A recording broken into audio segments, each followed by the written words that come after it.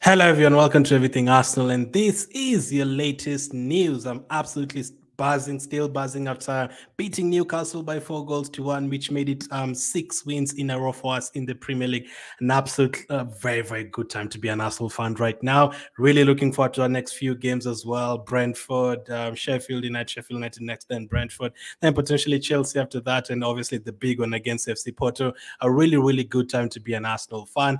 We are getting the goals. We are, suffocating teams. Teams are not getting chances against us, and that is without some of our players as well. So we'll be talking about that today. What's the latest on them? Obviously, last week against right before we played, was it FC Porto game?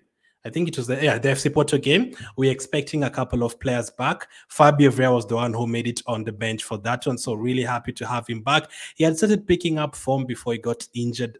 Before he got the red card and got injured, he was starting to pick up form. So I'd like to see where he can help us between now and the end of the season. He was back on the bench for that one, but we still haven't seen him play. He didn't play any part in that game, and he also didn't play any part in the next game after that, the Newcastle game. And then for the Newcastle game, Achau also said in his conference that he's hopeful a couple of the players will return. He never actually said like all of them are going to be out, so this one is going to be out. He said he's hopeful that even all of them would be out. There's no one who's confirmed would be in the squad. It's not confirmed that anyone would be out at all. So that was a very, very big positive. I still feel we would have won the game without anyone. We did win the game without any of those players returning, but it was very, very good to see Gabriel Jesus on the bench for that one.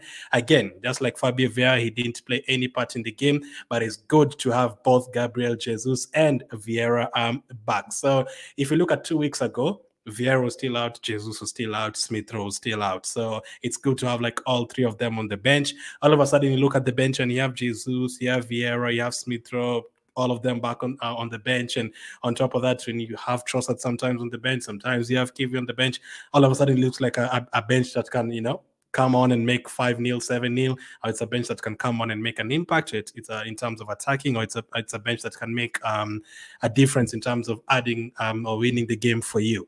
But there's still a couple of players who are out, so also it's on them. Mata did say that he was hopeful that at least 3 of them would be back for that particular game. So here's the latest news on Zinchenko and Thomas Partey. This was reported by SR Collins. He said Zinchenko and Partey hoping to return for Sheffield United game would give Arteta nearly the full Arsenal squad that he feels will be crucial for the title running. Like, this would be absolutely huge. If Zinchenko and Partey also come back for that game and the others remain fit, that means we'll only be missing Timber and Tomiyasu, which is crazy. And Tomiyasu, I don't know how long he's going to be out for. He might even make it for that game. Hopefully does make it for the Champions League game against FC Porto. But if you have both Zinchenko and Partey back against Sheffield, I mean, I'm scared. I'm not scared for us. I'm scared for Sheffield United and other teams. Like, I'm worried, like what could happen to them. Because as I said, against West Ham and against Burnley and against Newcastle, you have 5-goal leads, 6-goal leads. Against West Ham, it was 6-0 when we took off Rice and we took off Saka. All those guys took them off at the same time. Now, I did say, to be fair to the likes of Nketiah and Nelson and Cedric coming on, they haven't played a lot of minutes, especially Cedric and Elneny and those guys. So if you bring them all on at the same time, you don't expect that the tempo to be the same as it was with Saka and Martinelli and Trossard and all those guys. Now, imagine if in that game we would have had the option of bringing in Jesus for Trossard and bringing in Tomiyasu for Kivio, giving Ben White a rest and bringing in Tomiyasu. I mean, I have no problem with Cedric and Elneny getting a few minutes here and there when the game is done. They can play, absolutely no problem. But imagine you were able to bring in Vieira, Jesus for those games. That West Ham game could have been like 8-0. That Burnley game could have been like 7-0. That Newcastle one could have been like 6-0. If you have the more quality in the bench, it would be disaster for every other team. So you could tell the quality kind of went down and the tempo went down after we took off those players in those 3 games. But if you have these players back and you can basically bring in Partey for Rice, That would be absolutely crazy. So this is what Football.London had to say about Zinchenko and also Thomas Partey.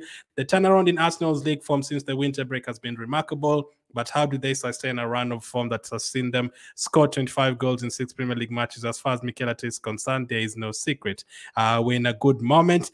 Players are performing individually. It is not any secret. Things are flowing. We are scoring goals different ways and especially we want more. When you score one, we want two, we want three, we want four. I love the mentality.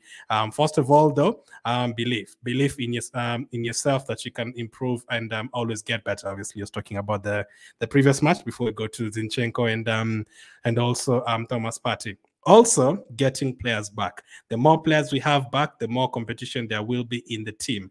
The more alternatives to impact the game. The last point Arteta makes there is key, as Football.London says. As far as is concerned, getting players back will decide whether or not Arsenal can go on to win the Premier League this season. For sure, man. Like, there's other games that are going to be hard. They're obviously not going to win 6-0, 7-0 every single game. But like in the Champions League, I really want Jesus to be there. I really want Tomias to be there because they've been our Jorginho to start games in the Champions League. They've been our best players in the Champions League. So missing Jesus, missing Tomias in that game, Jorginho not starting, it will impact you because you need that experience. The Jesuses of this world, they've played in Champions League finals. Jorginho's won it before. You need all those players there. Yes, there's some games where you'll be like, listen, we don't need Jorginho in this particular game. Play Declan Rice by himself, and then you have more attackers, Odegaard, Saka, and all those guys. Having players like this back, like Fabio Vieira and Smith Rowe, that allows you to, sometimes you have to play Odegaard for 90 minutes because you don't really have anyone to bring on. But, if you're even leading by 2 goals, I have no problem at all with taking off Odegaard and giving him a rest and bringing in Fabio Vieira, Smith Rowe, and seeing what they can do in that number 10 position. Because especially the fixtures that are coming up, Sheffield United, Brentford, you can't underestimate any team, but those are great opportunities to see like more from like something from those players. I'd like to see at least one of them starting in that game, either Smith Rowe, Vieira, one of them at least starting in that game. And then on top of that, you have Trossard who's scoring goals, you have Havertz who's scoring goals, Jesus who's coming back. Like, it's a very, very good feeling. Arteta also said the last point that I make, let me read that. Last year, it was around this exact time that William Saliba and Tomiyasu picked up their season-ending injuries. That was a killer. That was them injured at the same time. That was a killer. I still remember it very well. That game against Sporting, we thought it was going to be a couple of weeks, but they ended up missing the rest of the season from February to May. One thing that could have benefited us at that time, let's say if it was only Saliba got injured, we would have had the opportunity to move Ben White back to centre-back to play Gabriel and play Tomiyasu at right-back, or play Tomiyasu next to Gabriel and play Ben White at right back, stay and let him stay there. But Tomiyasu also getting injured at the same time, that was a killer. And I think Zinchenko also got injured at the same time around then. Remember that time we didn't have Timber and all those guys. We've not had him this season, but we also didn't have him last season. So we were forced to play players like Holding, who hadn't played for a long time, and we were throwing him in against teams like Liverpool away from home, West Ham away from home. It is not ideal at all. So that really killed our season. So this time it looks to be different. This time from last season, in terms of injuries and performances, it seems to be different. Around this time last season, we had just won like 8 games in a row or something, and it started to drop off. We lost to Man City, then lost to Everton, I think, and then drew with West Ham and Liverpool, and lost to Man City again February, March, April. This time, and also lost players on top of that. This time is like we are getting players back, and our performances are picking up week after week after week since January. So things are looking good in terms of that. As Football.London says, Arsenal never truly recovered from that. And by the time their title hopes officially came to an end at Nottingham Forest, we were running on empty, absolutely. This time around, though, as they say, it seems like things are falling into place for the Gunners. Arteta was able to welcome back Gabriel Jesus. Absolutely, Jesus was on the bench for that game, and to the match they scored on Saturday. And reports say that Thomas Partey and Zinchenko are not far behind. The pair will be assessed from when they return to training after 2 days off on Tuesday until Sunday. So they had a couple of days off when Arsenal traveled to Bramall Lane for the clash with Sheffield United. Should Partey and Zinchenko come through, the only players missing would be Jurriën Timber and Tomia. So imagine that, man. Imagine those who being the only 2 players will be missing. That's crazy because there's a time we were missing 7, 8 players. There's a time we've only always like missed 5 players at the same time. We never really have like all the players fit at the same time. It just never happens for us. Like when Tomiyasu is back, Zinchenko is not there. When Zinchenko is there, Tomiyasu is not there. Like we never really have a team where we have, Zinchenko and then Tomiyasu off the bench, or Tomiyasu starting. Then sometimes you can bring Ben White off the bench. Like someone is always injured somewhere. So it would be very, very good to have all these players back at the same time. And on top of that, having Tomiyasu back, which will only leave Timber injured as the only Arsenal injured player at the moment. That would be big for us. So the article is really, really long. And they also go on to say about Timber's ACL injury and how he's progressing, and Tomiyasu calf injury after coming back from the Asian Cup. But things are looking good, man. Things are looking really, really good for us in terms of injuries and performances.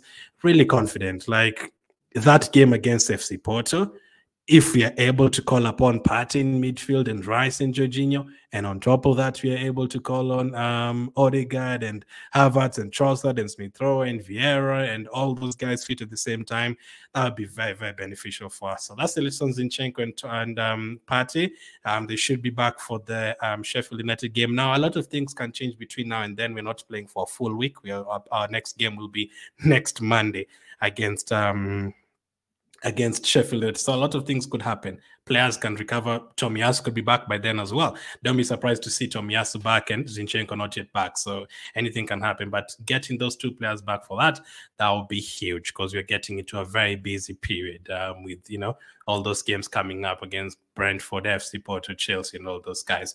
That's the latest on the injury front. What about in terms of transfers? We have some news on Neto and also Osimhen. According to reports, Wolves want 80 million for Pedro Neto this summer. This is according to David Ornstein. 80 million is a lot of money. Now, I know the market is changing, but 80 million just sounds too much for a player who, can only play 5 games and then gets injured again, and then plays 4 games and then gets injured again. That seems too much. That seems too much. Quality player. I've watched him playing against all the big teams this season. Man City. Was it Man City? Or let's look at the recent ones against Man United, against Tottenham. He was absolutely amazing. When we played them later on, before the season ends, we expect him to be one of the dangerous players. So I said if he's able to stay fit between now and the end of the season, then we can see what we can do in terms of negotiating that price and potentially signing him. But 80 million, too much. I still even feel like 50 million is too much, maybe 40 million or something, but that is half of what they're asking. So I don't think it's going to be possible unless they really drop their price. And Newcastle want him, Arsenal want him, Man City want him, Liverpool want him. He's a quality player, but that price, feel like it's a very, very much. But again, if you look at the market, Mudryk being signed for 100 million, Mount, Havertz going for this last summer for a lot of money, like defenders these days going for a lot of money.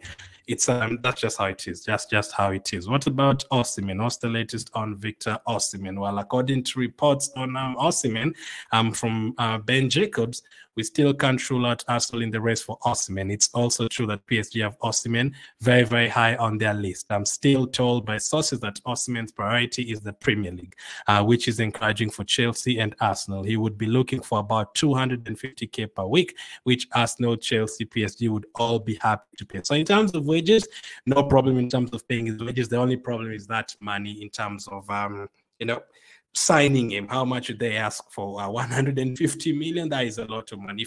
If we are given a budget of 100 million this summer, I'd not be trying to sign just one player in Osimhen, or I'd want to get at least 3 players and balance it out, because you don't have to spend too much money to get players, by the way. Jorginho was like 15 million, Trossard was 20-something million, Odegaard was 30-something million.